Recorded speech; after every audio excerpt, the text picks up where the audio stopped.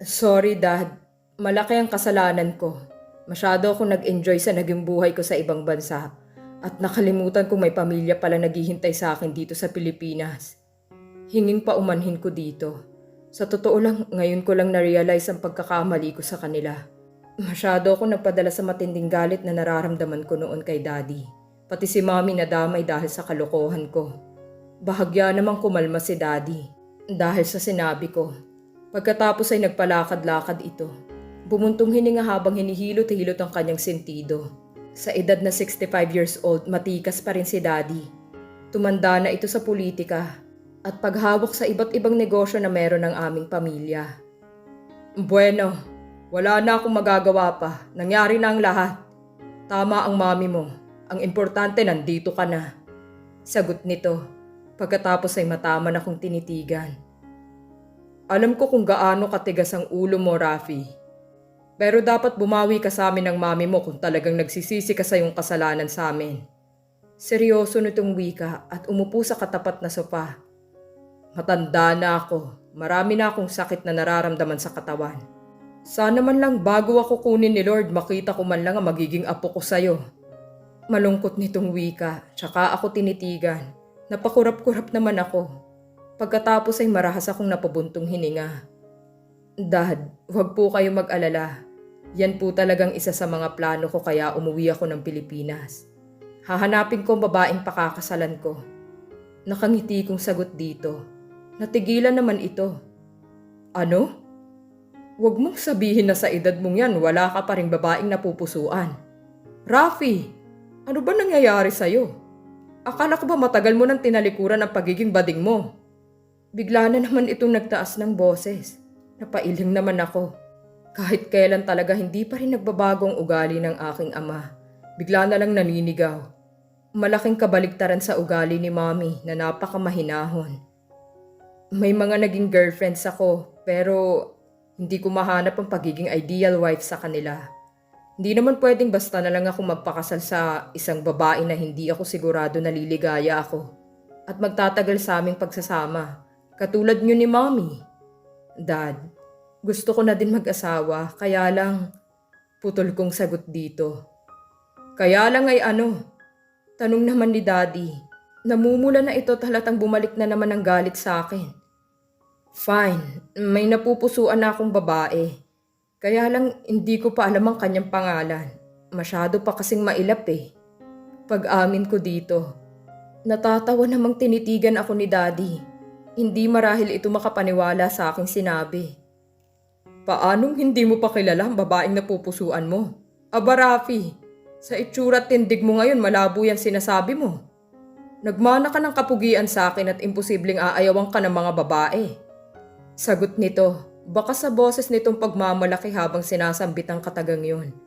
Anong magagawa ko? Mukhang kakaiba siya sa lahat. Sagot ko naman. Saan mo siya nakilala at kailan pa?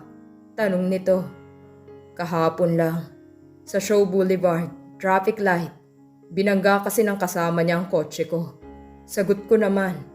Kahapon lang? Tapos siya nakaagad ang napili mong pakasalan? Nahihibang ka na ba? Paano kung may asawa ng babaeng yun? Nanlilisik naman ang mga mata na sagot ni Daddy.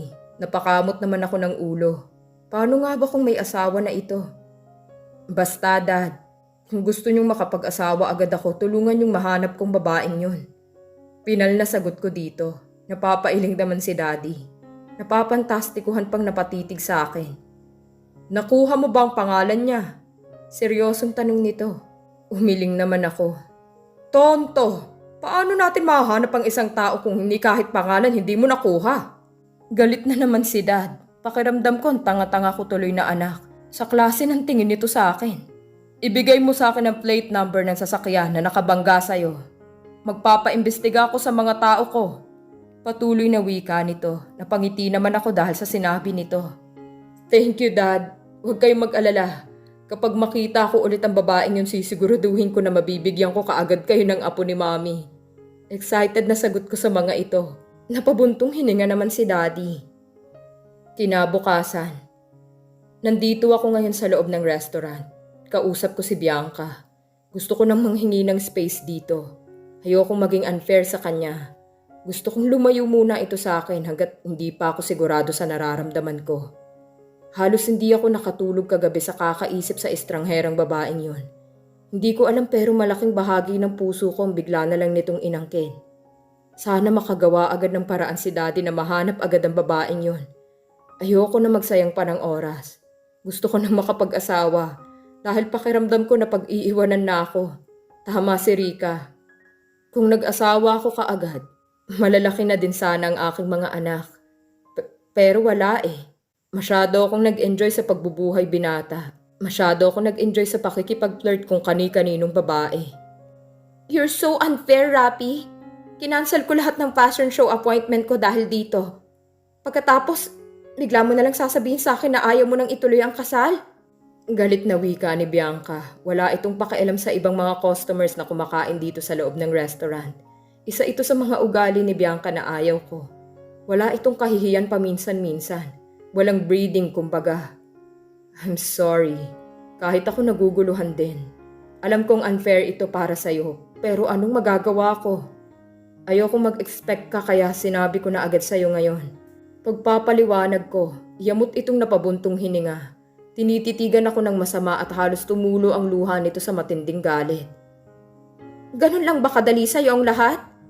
Paanong mga pangarap natin? Rapi, 32 na ako. Hindi ko alam kung may time pa ba akong makahanap ng lalaking seseryoso sa akin. Konting taon na lang mag-menopause na ako. Galit na wika nito. Agad naman akong nakaramdam ng awa kay Bianca. Pareho kami ng pinoproblema. Ayoko din tumandang mag-isa. Pero hindi ibig sabihin noon na magpapakasal ako kung kani-kanino lang. Sorry, hindi natin pwedeng ituloy ang napag-usapan na natin. Marami pang lalaki dyan ang mas karapat dapat sa'yo. Seryoso kong wika dito. Galit naman na tumayo si Bianca at padabog na naglakad paalis. Naiwan naman akong naguguluhan. Break na kayo? Napaigtad ako nang may biglang magsalita na kung sino sa aking tagiliran. Agad naman akong napalinga at halos lumawa ang aking mga mata nang makita kong babaeng laman ng aking panaginip. Ang babaeng hindi ako pinatulog kagabi. Hindi ko man lang namalayan ang paglapit nito. Nakasuot ito ng formal attire. Pero hindi pa rin nababawasan ang angkin nitong ganda. Napakakinis ng kutis sa talatang galing sa hindi basta-bastang pamilya. Base sa suot nitong kwintas at hikaw. Oh, hi. Pautal-utal kong wika dito. Tinaasan lang ako ng kilay at walang sabi-sabing umupo sa tapat ko. Small world. Kakatapos lang ng meeting ko.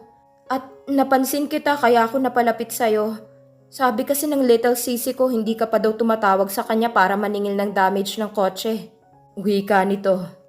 Forget about it. Hindi naman ganoon kalaki ang damage at kaya ko naman bayaran ng pagpapaayos nun. Tanging sagot ko lang. Tumaas naman ang kilay nito.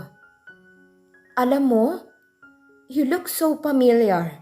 Hindi ko lang matandaan kung saan kita nakita. Kapag kuwanay wika nito sa akin, tsaka ako pinakatitigan na ilang naman ako dito. By the way, I'm Miracle. Hindi ako nakapagpakilala sa'yo pagkatapos ng aksidente. Masyado kasing pinainit ang ulo ko nung kasama mong chika, babes. Wika nito at agad na inilahad ang palad nito. Parang lumundag naman ang puso ko sa tuwa. Rafi Valdez. Agad kong sagot. Iniabot ko ang kamay nito para makipag-shake hands. May kung anong kuryente na dumaloy sa puso ko nang mahawakan kong malambot nitong palad. Napansin kong bahagyan na pakunot ang noo nito. Pagkatapos kong banggitin ang pangalan ko. Agad din itong hinila ang kanyang palad. Pagkatapos ay may kung anong kumislap sa mata nito. Ngumiti ito at nagwika. Oh! I know it! Naalala ko na kung saan kita nakita. Natatawa nitong sagot sa akin. May ngiti sa labi at halata dito ang matinding galak. Nagtataka naman akong napatitig dito. Ang tagal mong hindi nagpakita, Ninong. Natatawa nitong wika. Inabot ulit ang kanang kamay ko at nagmano. Shock ako sa ginawa nito. Itong kauna-unahang pagkakataon na may nagmano sa akin. Ganun na ba ako katanda sa paningin nito? Ilang sandali din itong natulala. Ay, grabe siya. Palibasa marami ka ng utang sa amin kaya ganyan ka na kung makaasta. Hindi mo ba ako naaalala o namumukaan man lang? Ako to! Si Miracle Villarin. Anak ng best friend mong si Marian Delgado Villarin. Wika nito. Para naman akong binuhusan ng malamig na tubig sa tinuran nito. Hindi ako makapaniwala. Ang babaeng buong gabi kong pinagnanasaan ay anak ng best friend ko. Anak ni Bestie Marian Villarin at Gio Villarin. Ganoon na ba kabilis lumipas ang panahon? Talagang napag-iiwanan na ako. Napakaganda nito, manang-mana kay Marian. So, kamusta ka na? Wala ka man lang bang pasalubong sa amin ni Christian? Ilang birthday at Christmas na bang dumaan na wala kang gift sa amin? Tanong nito, humalukip-kip pa na parang nagtatampo. Para namang nahihipnotismo akong napatitig dito. Tinaasan ulit ako nito ng kilay nang hindi makapagsalita. Hey, bakit hindi ka na yata makapagsalita, Ninong? Don't worry, tumatanggap kami ng kahit anong gift ni Christian. Hindi naman kami choosy. Natatawa nitong wika. Halata sa boses nitong pagbibiro. Pero hindi ko magawang matawa. Nakaramdam ako na matinding agam-aga. Kung ganoon hindi talaga kami pwede dahil inaanak ko ito. Alangan naman na sa liligawan ko ang sarili kong inaanak. And the worst, best friend ko pang nanay nito. Napaayos naman ako ng upo tsaka tumikhim. Wala. Nabigla lang ako. Ang laki mo na pala. Pilit ang tawa kong wika. Hindi ko alam kung paano ito pakikiharapan ng maayos. Parang biglang gumuho ang mundo ko na anak pala ito ng best friend ko. Ito yung baby na dinadala ni Marian habang nag-aagaw buhay noon sa hospital. Ang bilis lumipas ng panahon. Sino mag-aakala na ang babaeng karga ko pa noon ay pinagnanasahan ko na ngayon? Ang sakit magbiro ng tadhana. Well, I have to go. May mga trabaho pa naghihintay sa akin sa opisina. And oh, by the way, pwede bang wag mong banggitin kay Mommy na nasangkot sa aksidente si Bella? Alam mo na, ayaw namin siyang ma-stress lalo na at Freggy. May tono ng pakiusap na wika nito sa akin. Otomatiko naman akong napatango. Great! Have a nice day, Ninong. See you next time. Wika nito sabay tayo. Nagmamadaling naglakad palabas ng restaurant. Naiwan naman akong halos ilang minutong nakatulala. Hindi pa nga ako nag-uumpisang manligaw sa babaeng yon. Mukhang busted na agad ako. Isa pa nakakahiya kina Marian kapag malaman nila na ang kanilang unika iha ay pinagnanasaan ko. Parang gusto kong sumigaw sa matinding inis. Mukhang tatanda talaga ako nitong mag-isa. Kung bakit naman kasi sa inaanak ko pa nakaramdam ng ganito. Halastik talaga. Tinawag ko na ang waiter. Gusto ko nang makaalis sa lugar na ito. Gusto kong mapag-isa at mag-isip. Kailangang maalis sa sistema kong nararamdaman kay Miracle. Tsak na pagtatawanan ako ng mga kakilala ko kapag nalaman nila na sarili kong inaanak ang pangarap kong maging kabiyak. Sa dami ng babaeng dumaan sa buhay ko sa isang bawal na tao pa talaga nahulog ang loob ko. Ito na ba yung tinatawag nilang karma dahil sa pagiging mapaglaro ko? Pagkagaling sa restaurant ay agad akong umuwi ng bahay. Nadatnan ko naghihintay si Daddy sa living room. Mukhang may good news itong dala base sa pagkakangiti nito sa akin. You know what? Alam ko na kung sinong babaeng tinutukoy mo. Hindi ko alam na napakataas pala ng taste mo sa babae, Rafi. Sinasabi ko na nga bang nagmana ka sa akin eh. Natatawang wika ni Daddy. Kinuha nitong isang folder at iniabot sa akin. Hindi na ako nagdalawang isip ang buksan ang iniabot ni Daddy. Hindi na ako nagulat pa nang tumambad sa akin ng pictures ni Miracle, kasama ang Villarin family. The only daughter of Gio Villarin. Although meron silang adopted daughter, still hindi pa rin maikakaila na only daughter siya ng pamilya. She's young but hindi naman dehadong pamilya nila sa atin.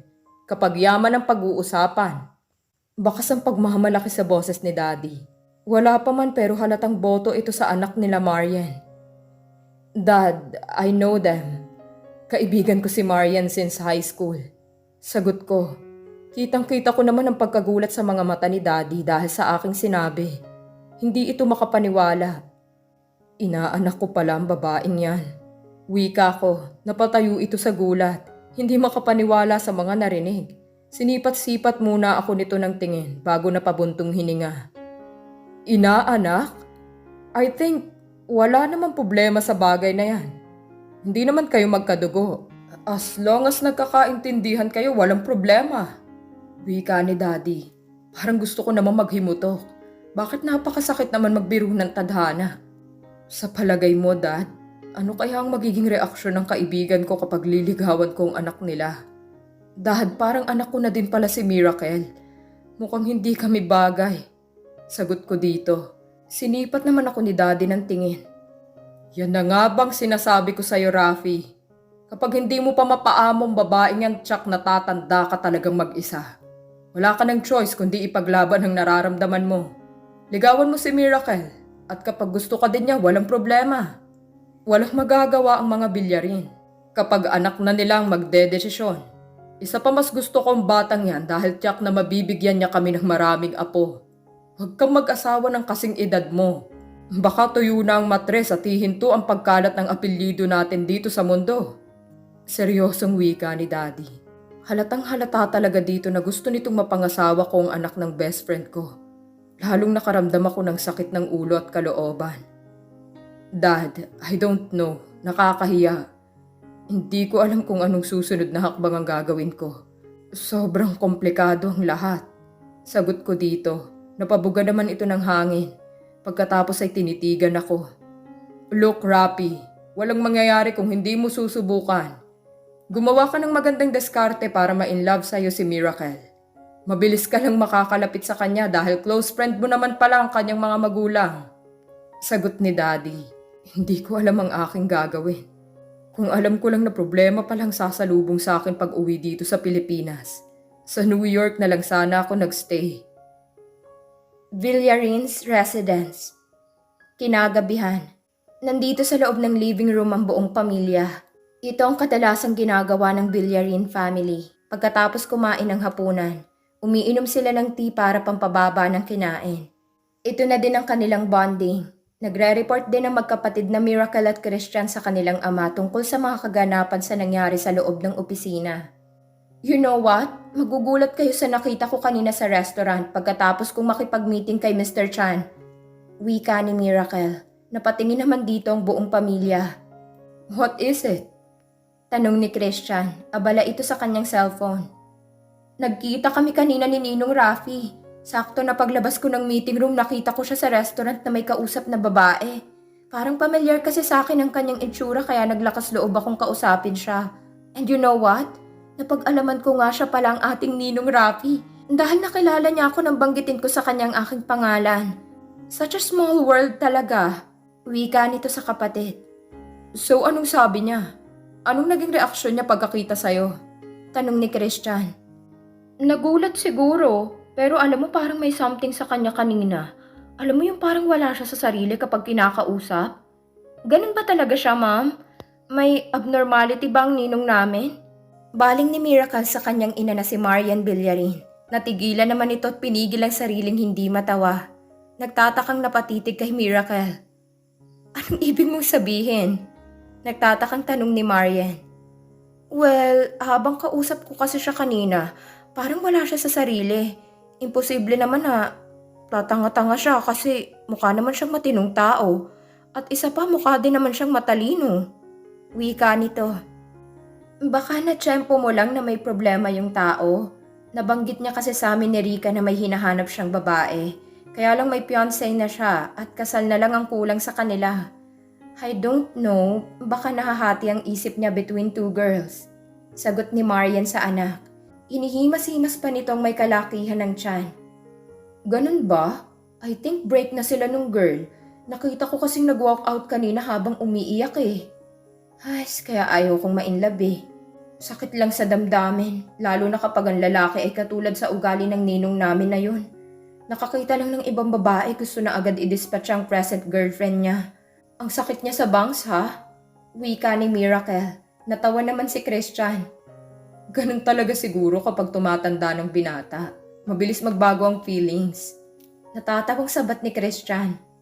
Kaya ikaw, Christian, mag-asawa ka na bago ka mag-30s. Aba, mahirap na. Baka matulad ka sa ninong nyo, na hanggang ngayon hindi pa malaman kung anong gusto sa buhay. Sagot ni Gio. Binalatan naman ni Miracle si Christian. Hay nako, Dad. Masyado pa akong bata para problemahin ang ganyan. Gusto ko munang magamay ang pagpapatakbo ng kumpanya bago pumasok sa isang seryosong relasyon. Sagot ni Christian sa ama. Tinitigan pa nito ng masama ang kambal. Feeling ko mauuna pang makapag-asawa sa atin si Ayan Bella. Mukhang binabakuda na talaga ni Kurt eh.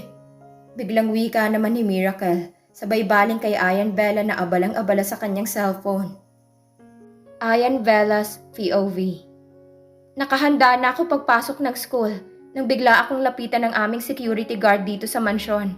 Nasa labas daw si Kurt at kanina pa ako hinihintay. Kung ganon tinutuon nitong paalam kina mommy at daddy. Ihahatid ako nito sa school.